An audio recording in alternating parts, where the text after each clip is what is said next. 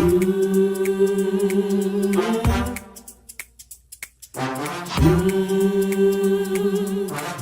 talk to God.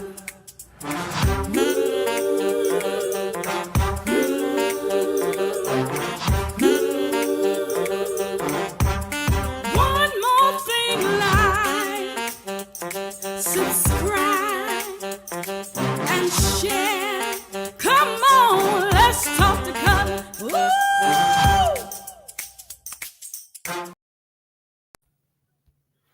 Hey, good evening, everybody. It's Cutler here, the Let's Talk to Cutler broadcast, the Let's Talk to Cutler virtual book club, the Let's Talk to Cutler YouTube channel. It is another Tuesday. It's the 23rd of July, 2024. And I'm looking forward to these 1800 seconds that we spend together. I want to talk about the fact that failure is possible.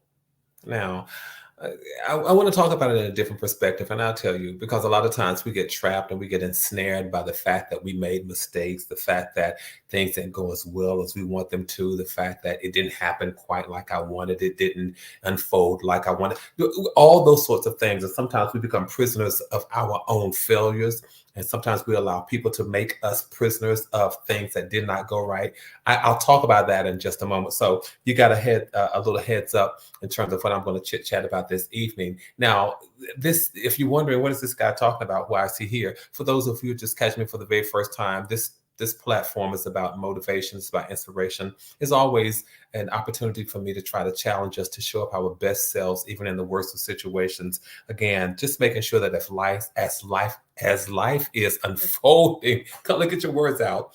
As life is unfolding and as life is presenting us with different challenges and different scenarios, it's always a pleasure for me to offer some motivation, some inspiration, and a way of thinking that helps us to make sure our integrity is always in check, make sure that our character always shows up, and that it is our desire for our first response to be our best self, because sometimes you don't always get a second chance to make a first impression. So again, if you're just stopping by, catching me for the very first time, do me a favor, go ahead and subscribe. And then after you subscribe, go ahead and click on the notification button. Now, I'm not sure if it's down there, up there, over there, over there. I'm not sure where it is on your particular device, but somewhere there's a notification button that lets you know whenever I've gone live, like I am now. Pinch myself, I'm live. It lets you know whenever I've gone live or when I have uploaded new content. In a moment, I'll shout out the LTTC VIPs. Those are the people that I see in the chat first. There are a few people who are just hopping in. It's always good to see you all. Tell somebody that's come on, Let's Talk to Cutler, because we're going to talk this evening about you failed, so what? It doesn't matter that you failed. It doesn't matter that things didn't go like you wanted them to. It doesn't matter that it didn't quite unfold the way you would have wanted it in an ideal or in a perfect situation. What I'm not going to do is to be held hostage by my failures. I'm not going to allow other people to hold me hostage. And so don't you all do that either. Sometimes you let everybody know what your hopes and goals and ambitions and dreams and things are. And the next thing you know, it didn't happen like that. And they try to hold you hostage. Oh, well, I thought you were going to do this. I thought you were going to do that. Oh, I thought it was going to end up like that. Well, it didn't. So what? I'm moving on. I'm not going to wallow in it. I'm not going to be trapped by it. I'm not going to be ensnared by it. And I'm not going to let you ensnare or trap me. I'm not going to let you cause me to become depressed. I'm not going to let you cause me to fall into the space of panic or anxiety. I'm not going to do that. So whenever something doesn't go as you plan, it's okay. It means that you just come up with another plan. That's all. Or you just reroute, rework, redirect your plan. Don't allow people to hold you hostage to the mistakes that you make. We all make mistakes. Cutler, you've gotten ahead of yourself. But yeah, I've gotten ahead of myself, because it bothers me when people say that they're in your corner. And they say that they're in your corner, but as soon as something goes awry, they jump on the bandwagon of other people berating you and talking about you and pressing you down and pushing you down and all that kind of stuff. No. But we're not going to do that. So I want to talk about, how do we bounce back from that?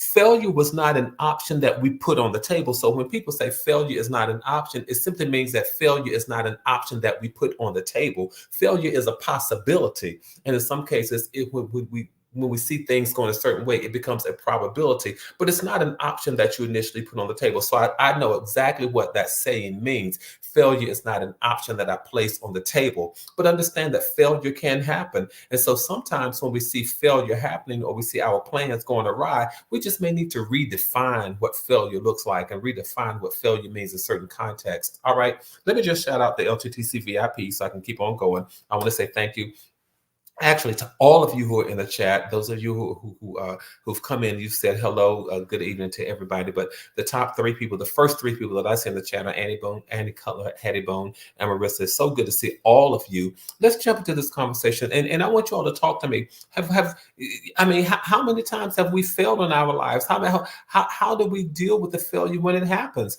I was reading something today.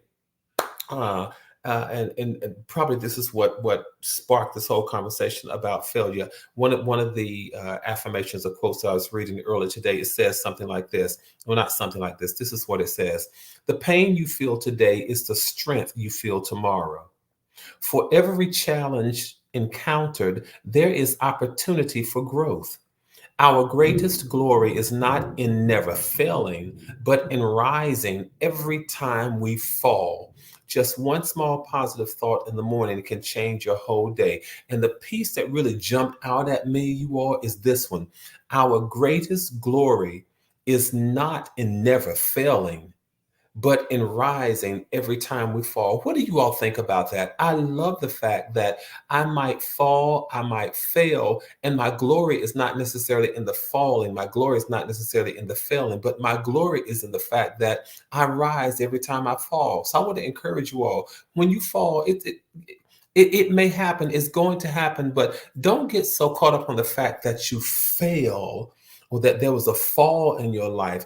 Celebrate your strength and your ability to get back up again, to bounce back, to rise and to move on, to move forward and to forge ahead and keep on going. Celebrate every opportunity where you have gotten up. And the fact that you got up means that there was a fall, there was a falling of some part. It's okay. It happens to the best of us.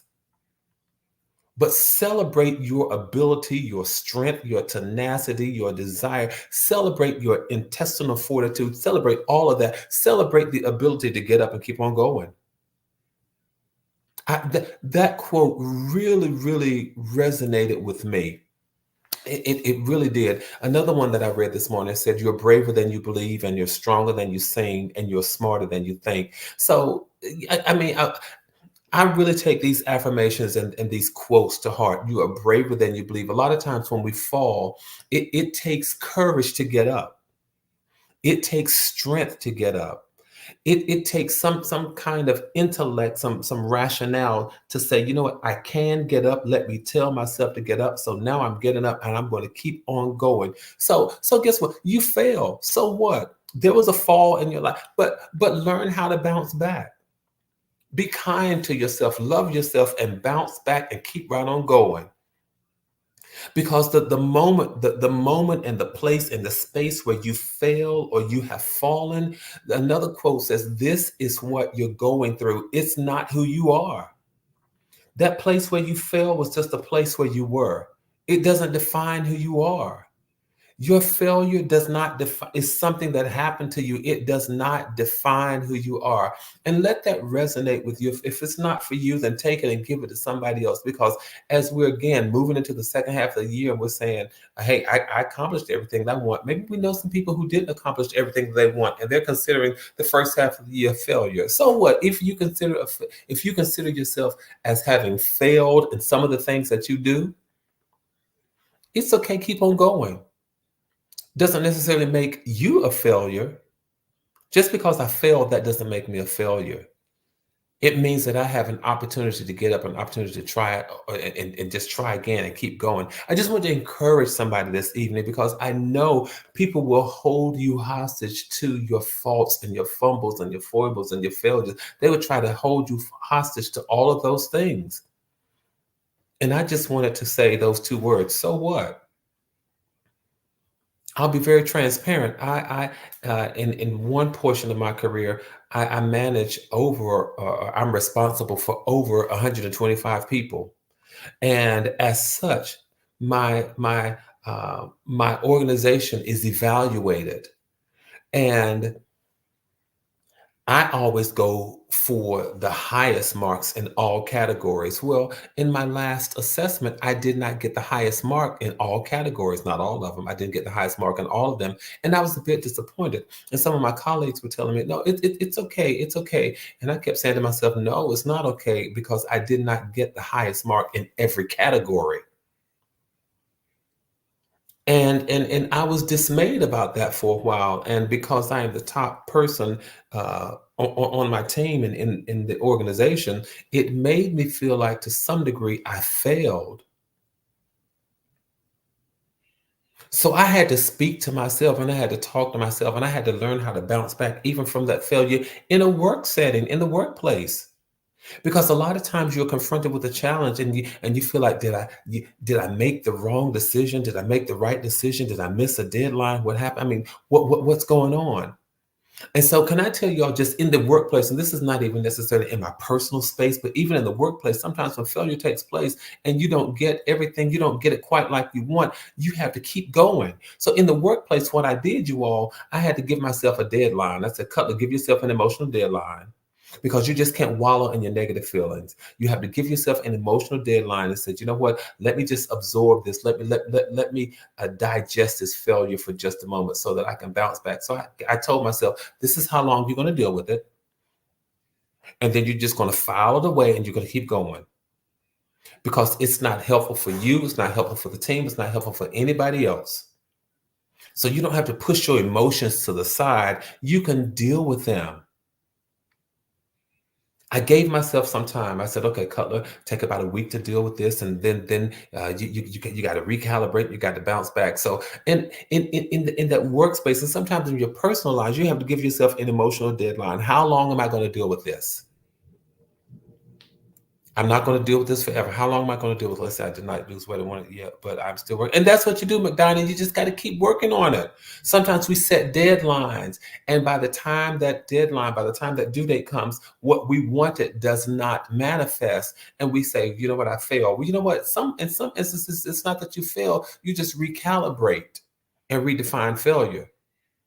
So in the workspace and in personal lives, again, you know, give yourself an emotional deadline. And then I had to evaluate what went wrong. What happened? Be honest. Let me just do an assessment here of what's taking place, what happened. I had to step back and really see what was going on, what led to me not getting the highest score in all categories. I had to evaluate it, I had to analyze it because it really messed me up for just a moment. And the only way mistakes are useful is if you can turn them into a growing opportunity. Learn how to turn every failure into a growth opportunity. Because you can sit back and reminisce and think and think and think and think. But if you don't turn it into an opportunity to learn, an opportunity to grow, or some sort of strategy to bounce back and go higher and keep on going, then you really are sitting in it and you're wallowing in it. And that's not what you want to do. For me, I had to take a look at that failure and use it as a way to grow my immediate circle. Because what I did, I realized that yes, while I am ultimately responsible, I allowed others to share in the failure. Now, I'm ultimately responsible, but by using it to grow your friends and to grow your community and to grow your network, when you allow some of your failures to when your failures, you can allow them to help you grow. It means that others become responsible for what it is that you're trying to achieve. And you've grown your community, you've grown your village, you've grown your network, you've grown your sphere of influence, you've grown the number of colleagues because others are interested in not only you succeeding, but them succeeding as well. So for me in the workplace, I allowed others to become part of the village that would move us forward with making sure that the next assessment and evaluation period, oh yeah, we're going to have the highest evaluation scores in all categories because it was not just me who has a vested interest, but everybody else. I allowed my failure to grow my community, to grow my village. And you can do the same thing. Because by doing that, we each put our heads together and we looked for opportunities to succeed. So sometimes the positive won't necessarily cancel out the negatives. For example, we didn't get the highest score in all categories. So that goes on record. So the positive thinking didn't cancel out the negative scores. I mean, they really weren't negative, y'all, but they weren't the best in my estimation. But what I've looked for is an opportunity to succeed. And by looking for an opportunity to succeed, it gives me an opportunity for me and my team to improve our skills, become a little bit better at what we're doing. And that was for me in the workspace. And I had to live with that. I just wanted to share that piece with you all, because failure takes place in different spheres and different settings, if you will. But again, do not become hostage to your failures. Don't allow other people to make you feel bad about your failures. I have always tried to learn from my mistakes. And Marissa, I think that's a good philosophy. I think that's a good mantra. Let's learn from our mistakes. Let's learn from our failures. Let's redefine what they are. They happen to the best of us. The failures happen to the best of us. We just sometimes have an off day. In school, you didn't score your best on the exam. Sometimes we get overwhelmed by things and we forget to do, because sometimes life happens and we become overwhelmed and we forget, or we make a mistake, and they are called mistakes for a reason. I know people who can study for hours and still don't perform well on exams. Some of my best students, or at least some of the most diligent students, they've taken an exam, and I know that when I graded the exam, I looked at the exam, and I knew that the exam was not a reflection of the capabilities of that particular student. Nonetheless, I had to grade the exam based on what was presented to me. But when I would give the exam back, I would tell my students, listen, don't lose your momentum. Don't lose your tenacity. Don't lose your commitment. Stay committed to excellence. Don't lose your zeal. Don't lose your zest. Keep right on going. Because sometimes with failure, we forget that it just happens to the best of us. And from time to time, you have to make sure that you don't take it personally. Don't be too hard on yourself when you make a mistake. When it is uncharacteristic of you, don't be too hard on yourself. No, you're not stupid. Because a lot of times we say things like that. Oh, well, that was just stupid of me. You want to kick yourself. Kick yourself for what? That's counterproductive. Because the more you kick yourself, the more you're down on yourself, it makes you push yourself down even further. Makes you want to run the risk. It makes you run the risk of wanting to quit. I'm not good at this. Should I quit? I didn't do a good job. Maybe I should just forget it and just throw in the towel. No. Don't take it that personally. It's called a mistake for a reason. So that's one of the things that you have to be careful about. Okay, so you failed. You made a mistake. It happened. So what? Get up and keep on going. Understand what you did wrong. Yeah. So don't take it personally, but then also make sure that you try to understand what you did wrong instead of putting yourself to this blame game. The more productive thing for you to do is to try to figure out how did I get to this point? How did I get here? Should I have done X, Y, and Z? Did I need to study a little more? Did I forget to write something down in my planner? What was there some major thing that was stressing me out? How did I get here? Did I rest the night before? Did I have the right people in my corner? How did I get here? So yeah, don't take it too personally, but by all, for goodness sakes, make sure that you understand what you did wrong. Do your best in trying to understand what you did wrong, so that way That way you're prone not to repeat it. And whenever you fail, make sure that you don't look at your track record of failing, but you go back and remind yourself of the times when you did succeed, when you got it right, when you crossed the T's and you dotted the I's, when you were successful, when you won, when you were victorious. Remind yourself of those past successes and you will see that you are not a failure. I am not every moment that I live in. Sometimes we become so fixated on what we did, what happened, where we are, and we're stuck in that moment. And you have to remind yourself that yes, I'm competent. Yes, I'm intelligent. Yes, I'm a worthwhile person. Absolutely. Yes, I'm bright. Yes, I have value. All of those things. Remind yourself of your past successes.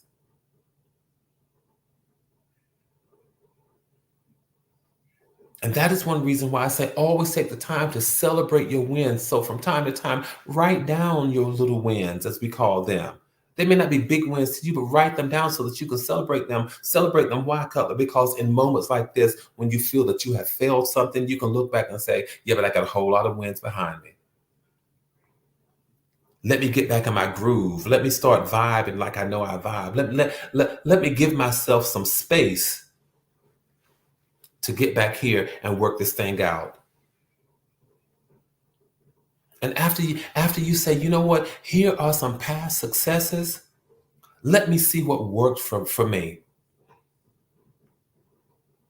At work, we say lessons learned, then we move forward. Absolutely, that's exactly what we call them. And not only that, but McDonough, you really get into something else that I was about to say in terms of reminding yourself of your past successes and you get back into your groove. One of the things that we do from lessons learned is to take a look at what? Best practices. You look back at your past successes and you ask yourself if you did anything differently that time, what worked? Maybe there was some habit, maybe there was some pattern that I did back then that worked that I can implement now. Maybe there was maybe there was a style, maybe there was something that I did, maybe there was a best practice that I now need to adopt. So that way, next time when it comes around, I can work smarter, not harder. You fail, so what? Don't take it personally. Just don't. Don't take it personally. Understand, take a look at what you did wrong. Remind yourself of your past successes. I've succeeded before and I'll succeed again. Adopt some best practices.